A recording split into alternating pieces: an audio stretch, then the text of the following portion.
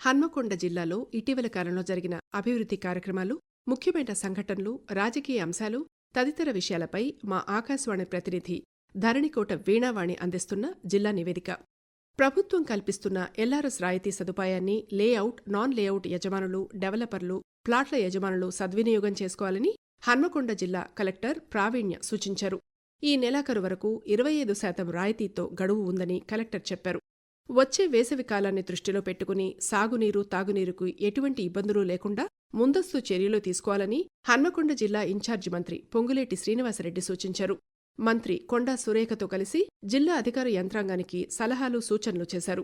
తాగునీటి సరఫరాకు ఎటువంటి కొరత లేకుండా ముందస్తు చర్యలు తీసుకోవాలన్నారు. జిల్లాలో అంతర్జాతీయ మహిళా దినోత్సవ వేడుకలు ఘనంగా జరిగాయి.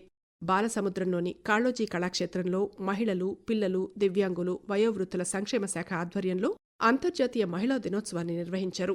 ఈ కార్యక్రమంలో ముఖ్య అతిథిగా పాల్గొన్న వరంగల్ పశ్చిమ ఎమ్మెల్యే నాయని రాజేందర్ రెడ్డి మాట్లాడుతూ పురుషులతో సమానంగా మహిళలు అన్ని రంగాల్లో రాణిస్తున్నారన్నారు. హన్మకొండ జిల్లాలో ఉన్నతాధికారులుగా అధిక సంఖ్యలో మహిళలే ఉన్నారని, వారంతా పోటీతత్వంతో ప్రగతిలో ముందు వరుసలో ఉన్నారని తెలిపారు. పింగిలి ప్రభుత్వ మహిళా కళాశాల హన్మకొండలో నెహ్రూ యువజన కేంద్రం వారి ఆధ్వర్యంలో జిల్లా స్థాయి సాంస్కృతిక ప్రతిభా పాటవ పోటీలు, యువజనోత్సవ కార్యక్రమాలను ఘనంగా నిర్వహించారు. యువతలో దాగి ఉన్న సృజనాత్మకతను ప్రదర్శించేందుకు ఈ పోటీలు ఎంతగానో ఉపయోగపడతాయని కళాశాల ప్రిన్సిపల్ ప్రొఫెసర్ బి చంద్రమౌళి పేర్కొన్నారు. యువజన దినోత్సవంలో భాగంగా జిల్లాలోని యువతీ యువకులకు young writers, young artist, photography, ఉపన్యాసం, జానపద నృత్యం, సైన్స్ ఎగ్జిబిషన్ మొదలైన పోటీలు నిర్వహించి అత్యుత్తమ ప్రతిభ కనబరిచిన వారికి బహుమతులను ప్రదానం చేశారు. 10వ తరగతి వార్షిక పరీక్షల నిర్వహణ కోసం హన్మకొండ జిల్లా అధికార యంత్రాంగం సిద్ధమైంది. మార్చి 21వ తేదీ నుంచి ఏప్రిల్ 4వ తేదీ వరకు ఈ పరీక్షలు జరుగుతాయని డీఈఓ వాసంతి తెలిపారు. జిల్లాలో మొత్తం 67 పరీక్షా కేంద్రాలను ఏర్పాటు చేశారు. మిషన్ వాత్సల్య పథకానికి అర్హులైన వారి జాబితాను సిద్ధం చేయాలని జిల్లా కలెక్టర్ పి ప్రావీణ్య పేర్కొన్నారు. మిషన్ వాత్సల్య పథకం దరఖాస్తులను పరిశీలించి అర్హులైన వారిని గుర్తించి ఎంపిక చేయాలన్నారు. తల్లిదండ్రులు లేని బాలబాలికలకు మొదటి ప్రాధాన్యం ఇవ్వాలని, త్వరితగతిన ఈ ప్రక్రియను పూర్తి చేయాలని కలెక్టర్ ఆదేశించారు. జిల్లాలో ఉపాధి హామీ పనుల ద్వారా సాధించిన పురోగతిని కలెక్టర్ క్షేత్రస్థాయిలో పర్యటించి పరిశీలించారు. ఉపాధి హామీ పనులకు సంబంధించి మండలాలకు నిర్దేశించిన లక్ష్యాన్ని పూర్తి చేసే విధంగా అధికారులు చర్యలు చేపట్టాలని ఆదేశించారు.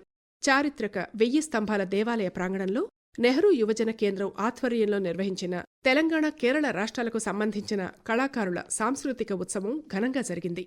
దేశవ్యాప్తంగా జాతీయ సమైక్యతను పెంపొందించడం కోసం భిన్నత్వంలో ఏకత్వం సాధించడమే లక్ష్యంగా ఇంటర్ స్టేట్ యూత్ ఎక్స్చేంజ్ ప్రోగ్రాంను నిర్వహిస్తున్నారు.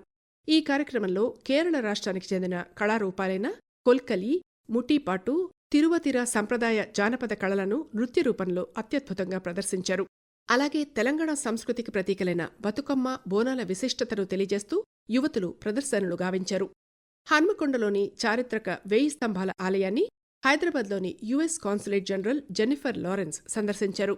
యుఎస్ కాన్సులేట్ జనరల్కు ఆలయ అర్చకులు, అధికారులు ఘన స్వాగతం పలికి ఆలయంలో రుద్రేశ్వర స్వామికి ప్రత్యేక అభిషేకాలు నిర్వహించారు.